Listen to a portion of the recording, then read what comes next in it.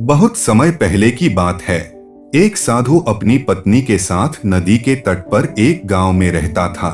उन दोनों की कोई संतान नहीं थी।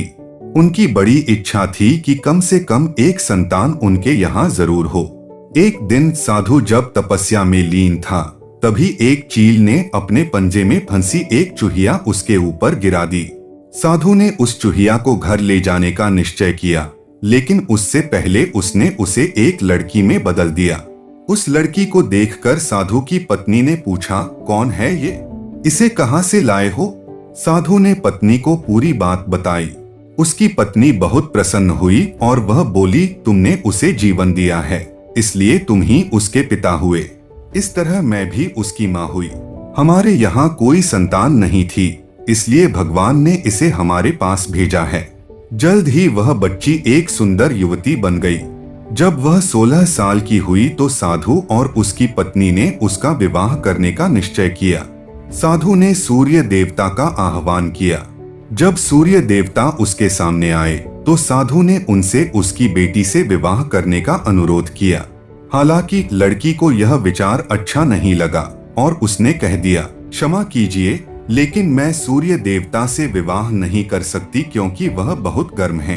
निराश साधु ने सूर्य देवता से कहा कि अब वे ही उसकी लड़की के लिए कोई सुयोग्य वर सुझाएं। सूर्य देवता ने कहा, बादलों के देवता से आपकी लड़की की जोड़ी सही बैठेगी क्योंकि वे ही धूप की गर्मी से उसकी रक्षा कर सकते हैं। साधु ने अब बादल देवता से उसकी लड़की से विवाह करने का अनुरोध किया।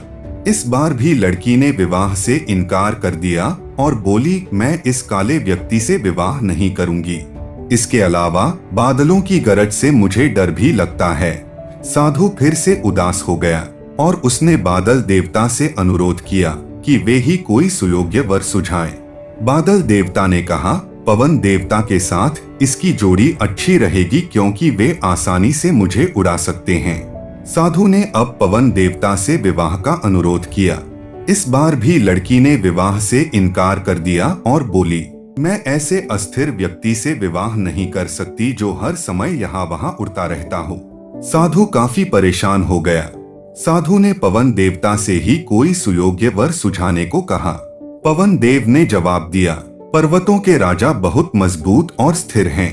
वे बहती हुई हवा को भी आसानी से रोक सकते हैं। उनसे आपकी लड़की की जोड़ी सही बैठेगी। साधु अब पर्वतराज के पास गया और उससे उसकी लड़की के साथ विवाह करने का अनुरोध किया। हालांकि इस बार भी लड़की ने विवाह करने से इनकार कर दिया और कहा, मैं ऐसे किसी व्यक्ति से विवाह नहीं कर सकती जो इतना कठोर और ठंडा हो। लड़की ने साधु से किसी नर्म वर को खोजने को कहा। साधु ने पर्वतराज से सलाह मांगी। पर्वतराज ने जवाब दिया, किसी चूहे के साथ ही आपकी लड़की की जोड़ी अच्छी रहेगी क्योंकि वह नर्म भी है और आसानी से किसी पर्वत में भी बिल बना सकता है। इस बार लड़की को वर पसंद आ गया। साधु काफी हैरान हुआ और बोला, भाग्य का खेल कितना निराला है। तुम मेरे पास एक चूहिया के रूप में आई थी और मैंने ही तुम्हें लड़की का रूप दिया था। चूहिया के रूप में जन्म लेने के कारण तुम्हारे भाग्य में चूहे से ही विवाह करना लिखा था और वही हुआ। भाग्य में जो लिखा था वही हुआ। साधु ने फिर से प्रार्थना शुरू कर दी और लड़की को दोबारा चूहिया बना दिया।